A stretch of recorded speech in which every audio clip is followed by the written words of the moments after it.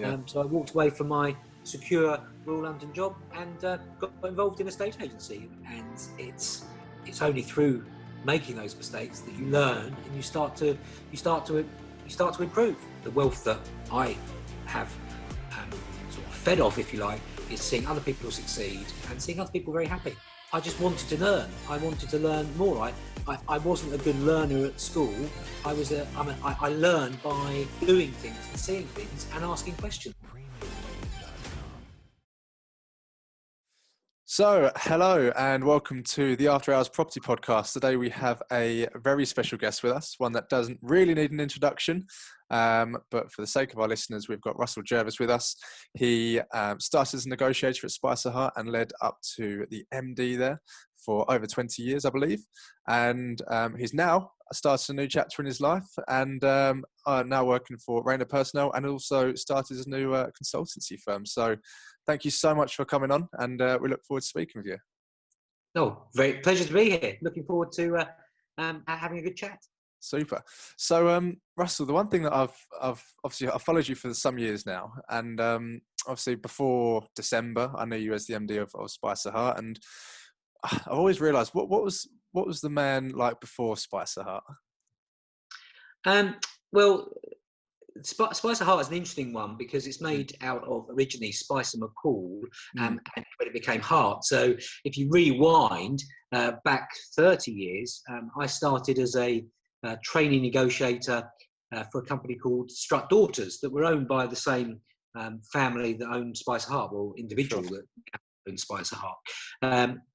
And I was working as a apprentice at the Royal London Insurance. Right. They had a large print facility in Colchester. Yeah. And my best friend, still have best friends now. He's still my best friend. I was best man. I was his best man. He was an estate agent for Strutt Daughters, and he said to me, I think you'd be great at it. I think you'd love it. So I left my job one day to go for an interview to talk about opportunities in estate agency. And Alex Spiff, the part owner of Strutt Daughters, and was the owner of Spicer Hut for many years, along with his son, he gave me an opportunity to work from Thursday evening, Friday evening, all day Saturday, for a 4-week trial. So I was going to my job at the Royal London, rushing home, and then getting a suit on, and then getting dropped off by my parents or busing to town, I think it was, because I rode a motorbike then. And I didn't think it was right in my suit to go to the office in on my motorbike. So I dropped in, was given a pile of applicant cards and told to phone. So I just phoned through. After 4 weeks, I was offered a job. So I started as a trainee negotiator at 65 North Hill, Colchester. I can still remember the phone number, 47431. Wow. And that was a very exciting time. An amazingly different time. You could smoke at your desk. You had, I'm looking for a 3-bedroom semi, okay? And would you like a Benton and Hedges with that? That's a great argument. Yeah. This puff of smoke around the office, but I took the back desk, so there were some real legends of the property industry that are still around today in that office. Yeah. I was 3 desks back, and racing for the phone, matching people to property, listing 100 houses a month. The office was selling 100 houses a month, and it really was the work hard, play hard ethic. I'm just thinking about it this morning before this podcast. We didn't get paid commission for calls from the adverts. Everything was all about self-gen. Sure. And I think I started on £2,000 basic, 2% commission, which somehow the calculator had worked out to be £12,000 a year plus. Yeah. So I walked away from my secure rural London job and got involved in a estate agency. That's the history. So I didn't go from negotiator at Spicer Hut to the MD. I started with the same family. Sure. Worked my way through various job roles, various businesses, and moved up to the managing director of Spicer Hart estate agency eventually. But there's a few more bits in between. But that's where the journey started. Prior to that, part-time job in Sainsbury's, pet foods with that great gun Thursday. Parents had an incredible work ethic, so my dad was evacuated out of London to a farm where he then developed a chicken farm. Where he developed an egg business and made that bigger and bigger and bigger. And then he moved into insurance with Canada Life in about 1975 when I was 6 years old. So he was a salesman. I had an office at home. I observed that culture. He won trips to go to Bermuda, trips to go to Canada, Hawaii, all different places. And being around that was just gave me the energy that I think talking to people and sales was what I wanted to get involved in. Yeah. Well, you had exposure to it at such a young age. Yes. Yeah. Putting it into your work at Sainsbury's and then progressing up from there. Yeah, the clip-on tie at Sainsbury's. It's still, everything's a learning. I didn't enjoy that. I tell you what I liked about working in Sainsbury's on a Thursday night was, the amount of people who I knew or knew their parents who would be down that aisle, and you'd have a chat. I think I got told off for talking too much. Not stamping my pedigree chum with the right piece. Oh, so as you moved into a state agency, I mean, obviously from that first interview, they probably didn't know, or you never know really, do you? They didn't maybe expect it to go sort of that far. Did you have that expectation of getting to that position, or did it all sort of just happen? No expectation at all. I used to say to people on induction at Spicer Hart that I haven't been to managing director school. My journey is all through learning, through life lessons, through resourcing, through having some brilliant mentors, brilliant leadership in parts, lots of great colleagues who encourage you all the way. And we, at an early age of becoming a negotiator, my aspiration was to become a senior.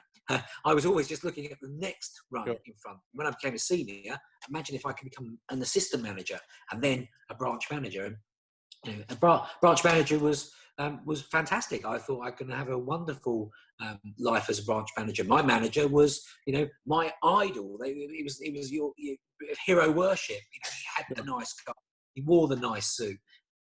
He went on holidays. He was engaging in a social atmosphere, and you thought, right, okay, that's what I'm aspiring to at this moment, to get to the person in front of me. And I achieved getting to a branch manager. I achieved getting to an area manager. And in 1991, after I'd been in area management for a short time, I was approached by Spicer McCall to go back and set up their mortgage services. So in 1991, effectively, to 1995, I changed from being a branch manager or an area manager to becoming a financial service consultant, which was like following in my father's footsteps in getting involved in life assurance and mortgages. And that was a whole new journey because I left school with no qualifications. I really had to concentrate and learn about the exams to get through, be regulated with GRE. And I can remember passing my exams and getting back to the office, I think at 4 o'clock, because, get back to the office.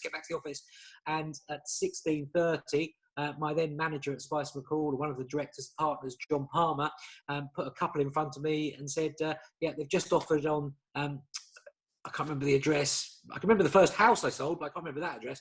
And said they'd like to go ahead. So Russell, if you can qualify them and go through the mortgage process. So I was like, oh my God, I don't even know how to turn this computer on. But chucked in the deep zone there.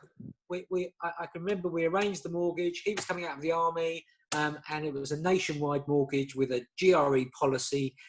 Freedom for home buyers was the name of that policy. And I rang my account manager, my mentor, my support from GRE, a wonderful gentleman called Lee Claydon, and said, I've just done my first sign up, my mortgage application. I'm just about to submit it. Where do I send it? And at the end, I just heard silence at the end of the phone because he said, "You only left here at 3:30. How can you have done that?" But that was the pace. That was the culture. And that was a fantastic 5 years. Spice & McCool were a real powerhouse who punched way above their weight in both house sales and mortgages. And that was an exciting journey. And that took us up to 1995, when the aspiration of the business, the aspiration of Spice & McCool was to grow, was to expand. We changed our life assurance provider, and in 1995, the Provident Life, as they were then known, who became Winster Life, approached us to take over 75 offices, I think it was, of the Cornerstone network, which then took us into a whole new world. And that was, a business with 3/4 offices, busy financial services, busy estate agency, part-time person in accounts, part-time lady on HR, who suddenly took over on the 15th of September 1995, 75 offices of the Cornerstone Group, which was the next stage of the journey. Can you imagine? That's it's quite some feat. And you spoke about the first address of the first property that you sold, and I feel like that's a running theme with a lot of agents that I've spoken to that have been in the game for quite a while. And I'm sure that you have these memorable moments along in your career. Is there any more sort of ones that come to mind that you really sort of look back and be like, oh, that was a great memory? Well, the 46 St Monant's Way in Colchester, in a place called St John's, I think was the first house I sold. And you remember that first house you sold. You remember the sort of first branch you get to manage. So the first branch I got to manage was assistant manager of Felixstowe with a wonderful guy called Tony Beals, who now runs a very successful estate agency in Norfolk called Millbank. So Tony's still going there. So I was his understudy. We went to open a branch there. Great memories of that journey. And getting to my own branch in Malden was where I opened a branch for in Malden. Then to Chelmsford, where I had some great success in Chelmsford, and then becoming area manager. So they're all pivotal moments, and you just get to learn new skills every single time, and change from dealing with the public as much as you were to start dealing with people. And that's where I started realizing that I loved working with people, helping them achieve their ambitions and start pushing them on from there. But the 1995 to 1997 in the financial services industry for a new business, taking the role of financial services director, the first time we stood up in front of the Cornerstone consultants on road shows, just pivotal moments. And you were just, every day was fast paced, and just trying to deal with everything that was coming at you while still trying to do business. So it was flat out. It was flat out. I think probably there, I still see the chap now at the BMW garage in Colchester, Cooper's, a guy called Peter Smith. Back in 95, I was given the chance as the financial services director and moving up into this new role to go and choose my BMW. And I chose a nice blue 3 Series. And that was a magical moment of thinking, wow, look where I've come from. My first car, I think, was a Renault 11 that didn't have a front seat for the passenger. It was broken. You fast forward to get that. It's just a sort of milestones that you tick off in your life that you don't expect. And you move from the comfort blanket of Colchester, Norwich, Cambridge, to suddenly you're arriving in places like Boreham Wood. Well, I'd never been to Boreham Wood, and you're into East London, to Ilford, and all these, and Dagenham and Becontree, and just places you hadn't heard of before, and you saw amazing volumes of activity and cultural diversity, business difference, and trying to win over people who are used to running being part of a bigger business to then, being part of us, was a real learning curve and a challenge in leadership. And I got some things badly wrong, and it's only through making those mistakes that you learn and you start to improve. But it was a great journey. We were learning on the job. All of us were learning on the job. I think that's a really good thing as a leader, and I think I'd like to touch on it a bit later on. When you've been through them experiences yourself, and it's one of the reasons that I've started run this podcast, is because, if we can learn something from leaders like yourself, where you've gone through it, you've done, the hard part. Inevitably, we're going to run through our own problems and challenges, but you can learn and try and put that into your own way so that you don't have to go through perhaps the time that it takes to get to, where you want to be. And I'd like to talk about that a little bit later. But throughout your career, you've obviously run into a lot of people, and you say that you've got these people, and I feel like in the estate agency, especially, people go and do different things, and you're always keeping an eye on them. You always know where they are, and it leads me very nicely onto the infamous black books. And Okay. I saw a post, and you had many of them. And can you just talk about them a little bit, because they're very interesting? Well, it's a story that goes back a long time. It's one that's been told at many Spicer Heart conferences. It comes from the owner of Spicer Heart, Paul. He was a paparazzi journalist. Right. He was told when he was a paparazzi journalist, when he started, by his mentor leader, I can't remember the gentleman's name, that, write everything down. So every scoop, every story, every job he went to was written in a black book, and that was carried on through a mentor at Spicer Heart, a gentleman by the name of John Taylor, who told me continually, write down everything in a black book. So whether it be black or not, it doesn't really matter. But the concept is quite simply, whenever you're doing anything, write it down in the black book. So today I have my complete to-do list of everything that I've got to do today, and I just find it helpful to have it written in front of me.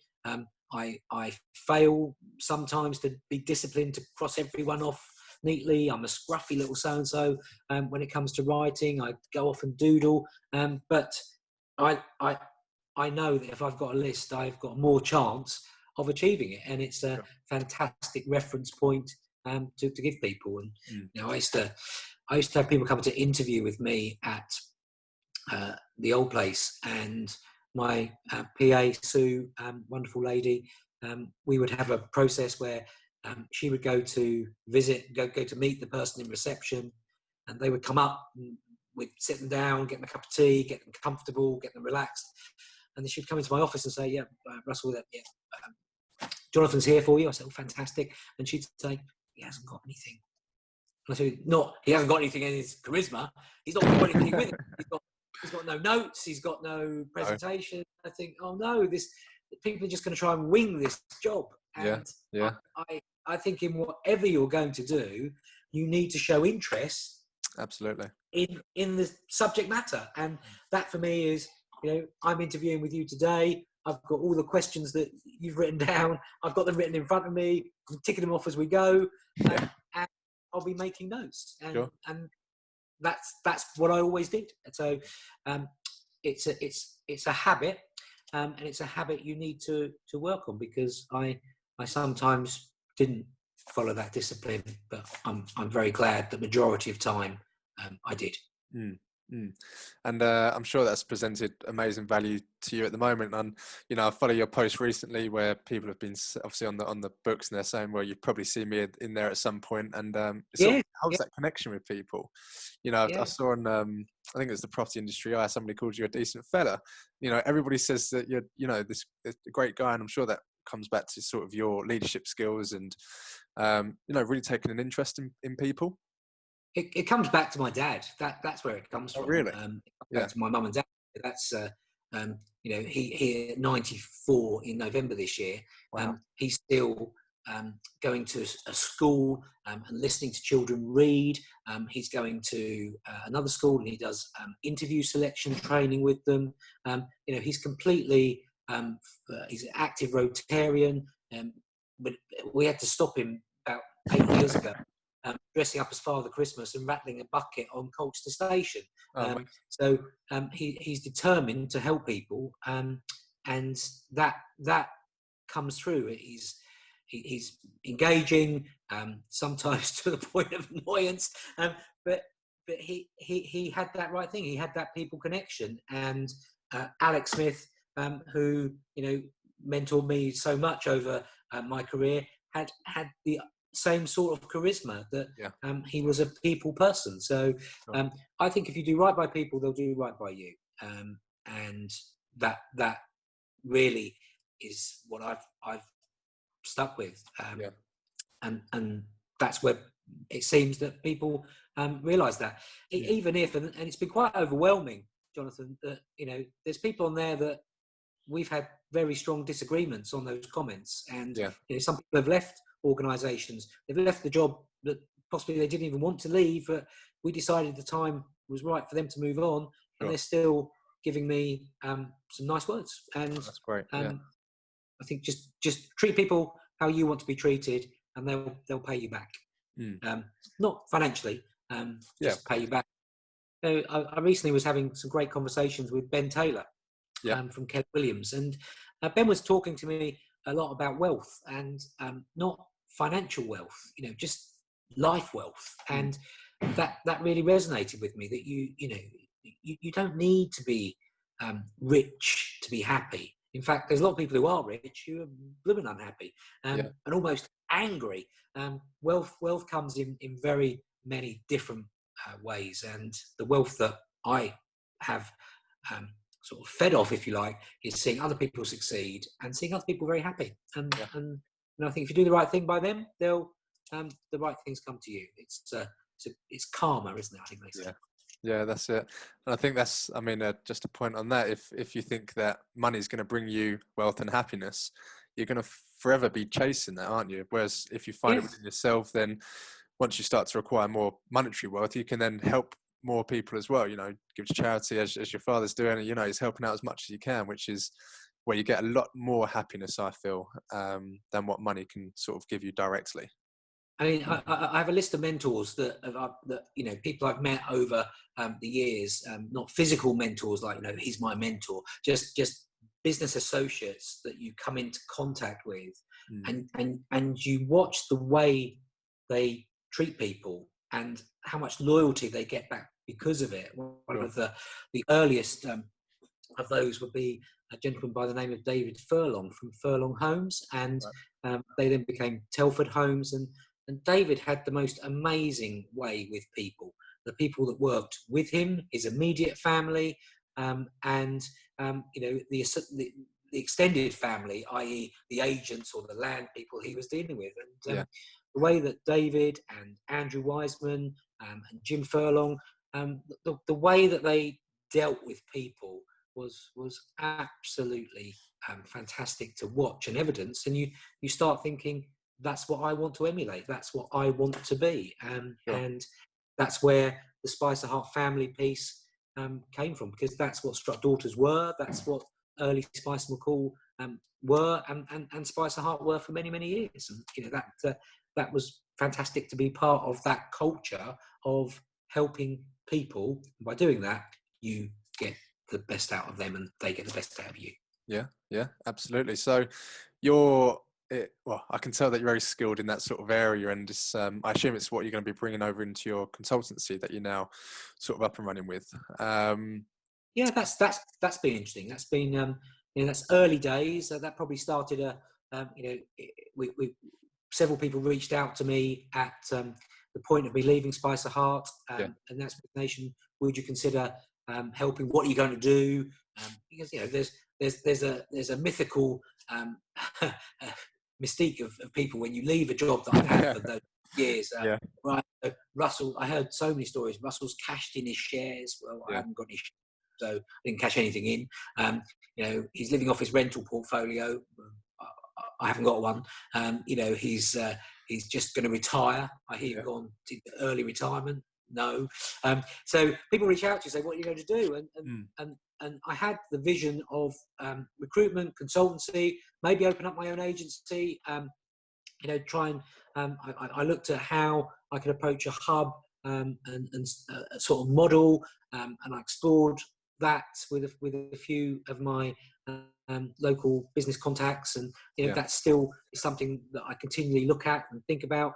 And I also looked at the employed arena. Where could I go? But Sure. my whole piece about loyalty, rightly or wrongly, and I think rightly, is I hadn't got a job when I left Spice of Heart. I just knew the time was right for me to do something different, and the time was right for me to move on.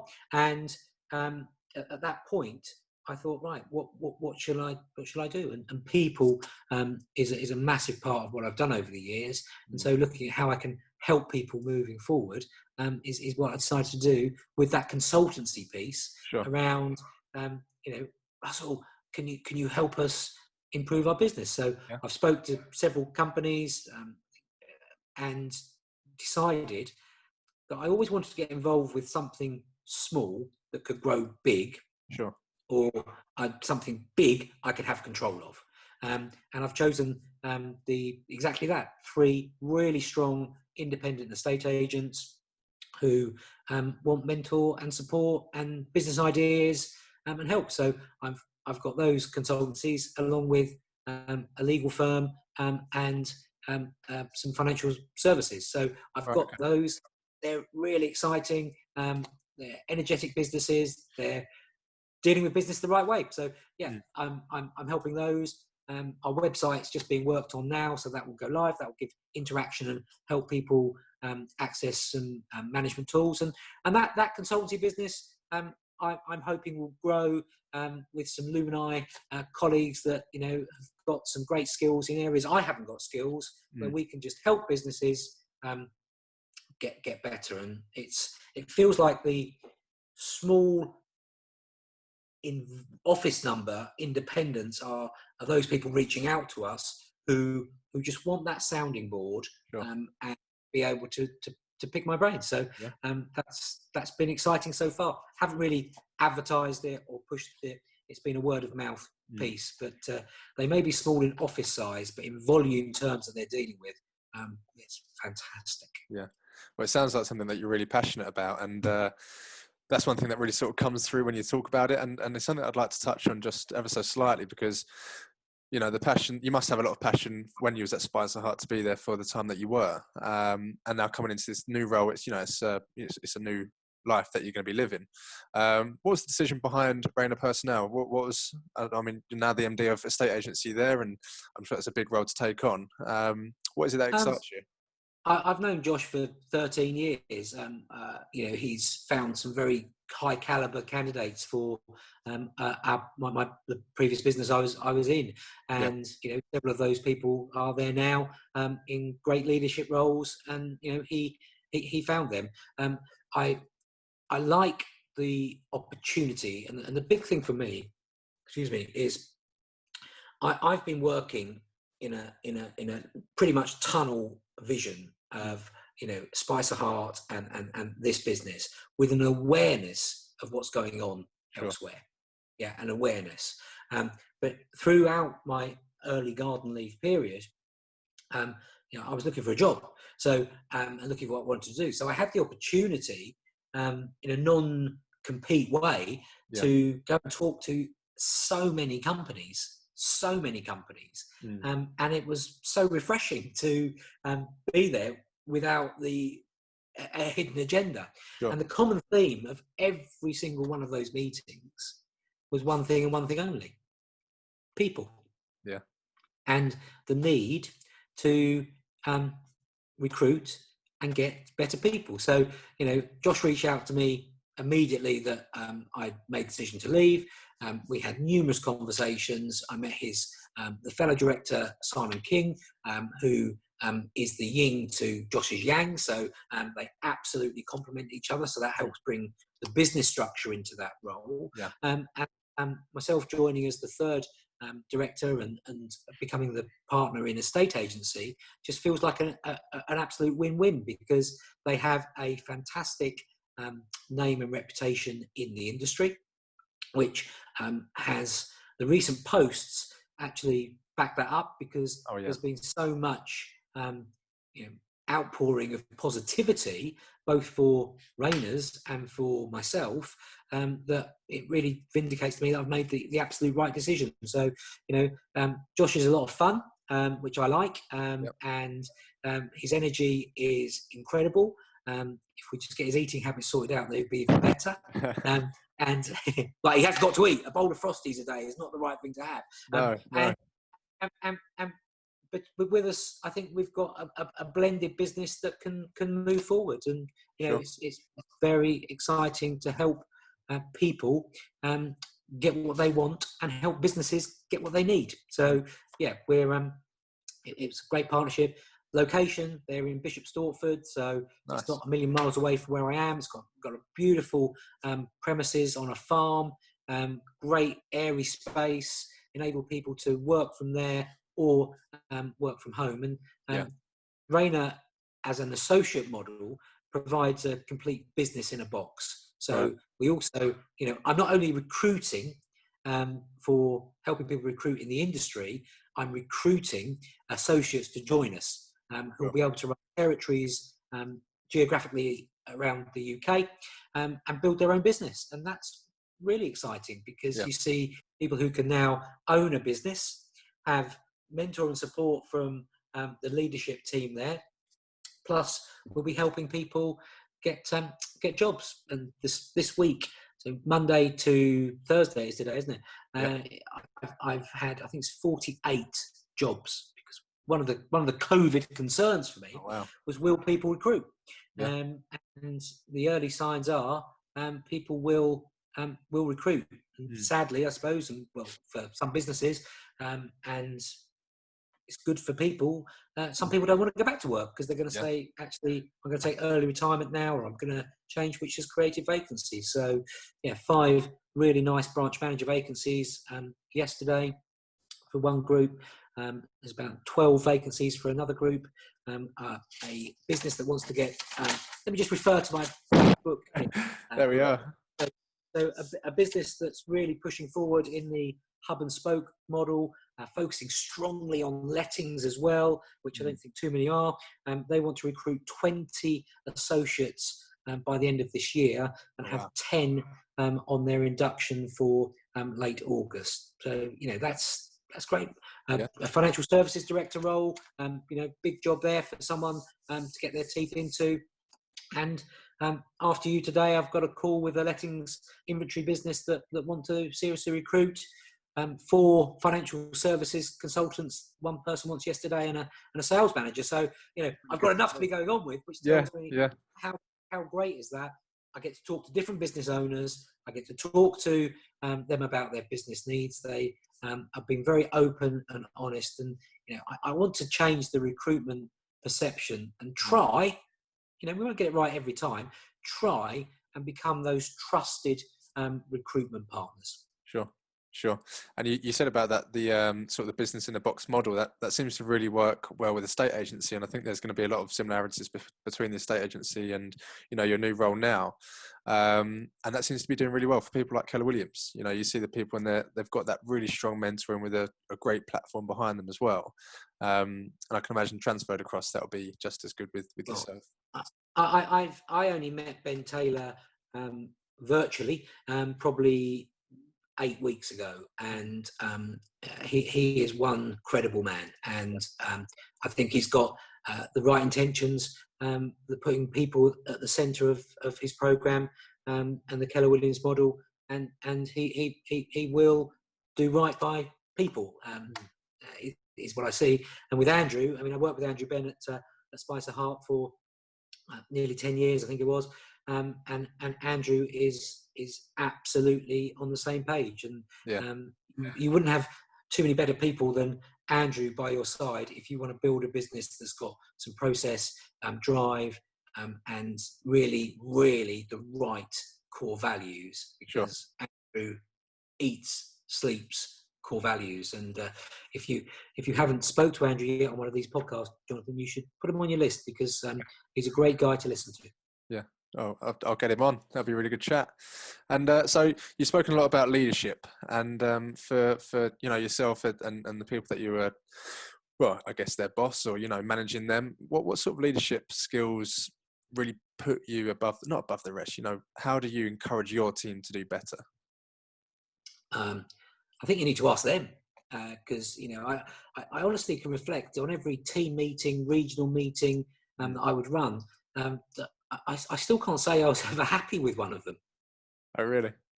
Yeah, I probably tried to boil the ocean a little bit too much.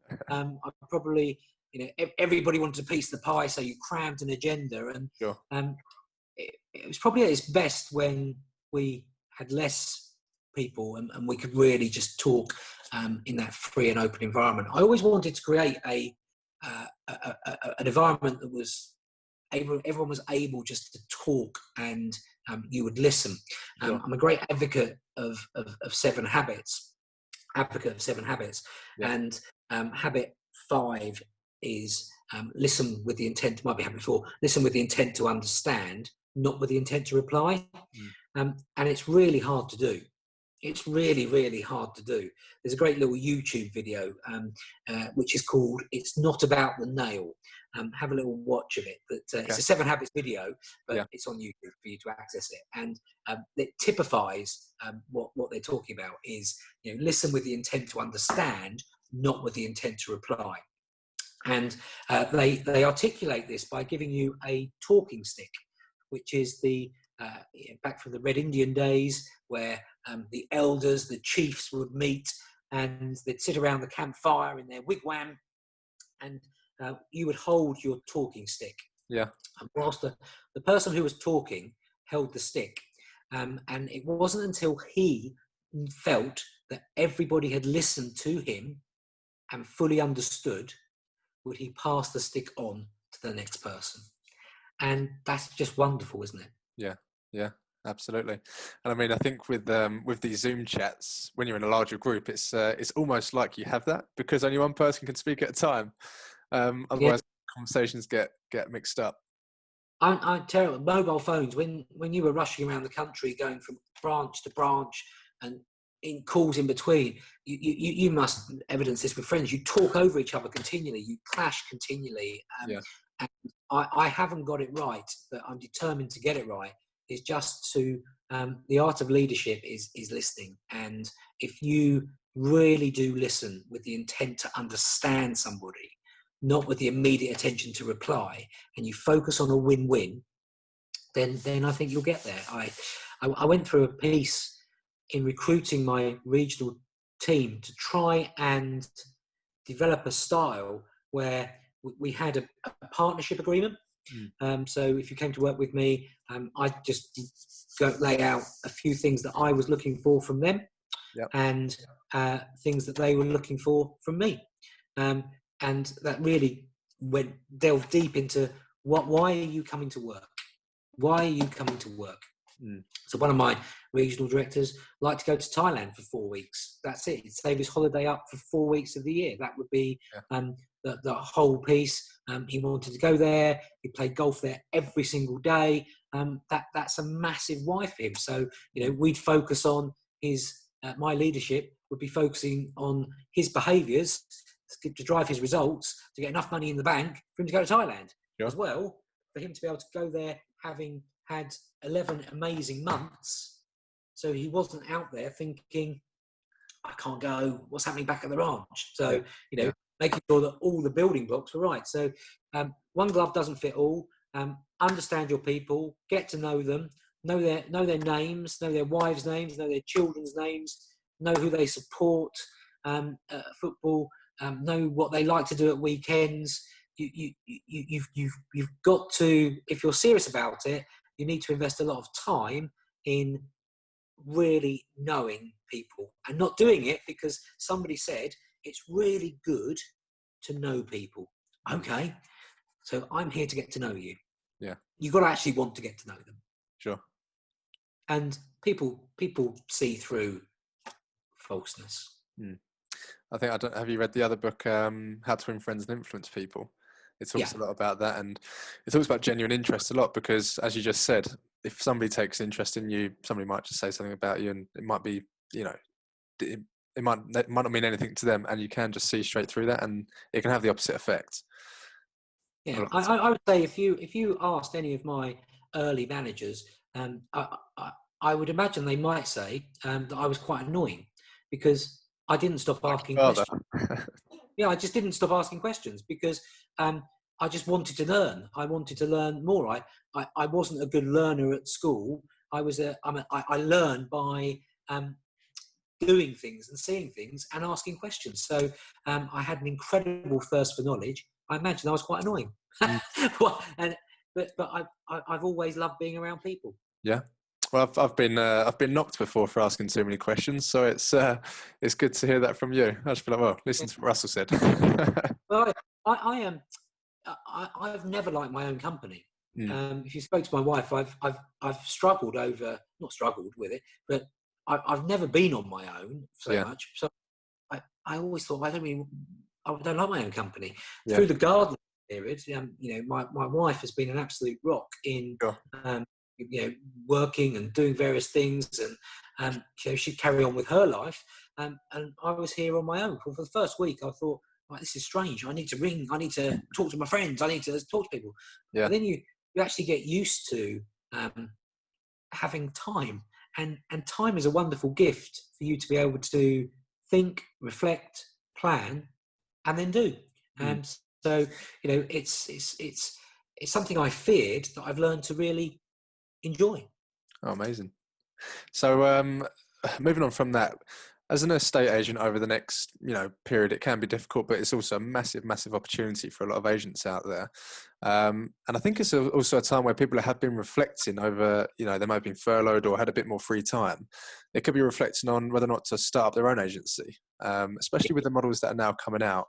What sort of things would you recommend for somebody looking into that avenue? Is it for everyone? I don't think it's for everyone.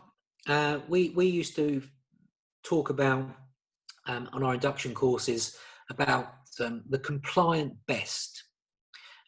Spicer Heart is run by an entrepreneur, and having lots of entrepreneurs within the business is probably not the right thing, because entrepreneurs free spirited, want to be able to do their own thing. We used to work on what we called the compliant best. It was just an internal term. Well, I think we said it internally. People who like to be in that environment of challenge, competition, work with a team of like-minded people. Yeah. That's what they enjoyed, and we've had many years of success. And I'm sure they'll have many more years of success with people who like a process that is supported, but also has a basic salary and gives you an opportunity to earn some commission and gives you a good standard of living. Lots of managers and regional managers there have an amazing standard of living because they follow the process, they enjoy the camaraderie of that environment, and they like a structure. And they like to know that on the last Friday of every month, a salary is going to drop in a bank account. They also are not going to have to worry about having an accountant, cars, etc., etc., etc. So I think there is a place for those type of individuals. And one of my Zoom calls this afternoon is with a profiling organisation in America called The Winning Profile, a gentleman by the name of Dr. Gary Russell. And going through this piece, that really does tell you you should be an employed agent. Sure. Okay. Going to go on your own, prepared to back yourself. You've got two choices. It's very easy to be able to get into one of those models. EXP, Keller Williams, David Lee are just three that spring to mind for me, that all offer you that opportunity to get access to a software system, get access to the portals, and then get access to great support, mentoring, coaching in different degrees. Yeah. The market centre of Keller Williams I think will attract so many people because they want that place to go. The EXP solution will also attract people who actually want to be in their home environment, want to be, workspace environment. So, and then lastly, your name above the door as, Jervis and Co Estates. Great.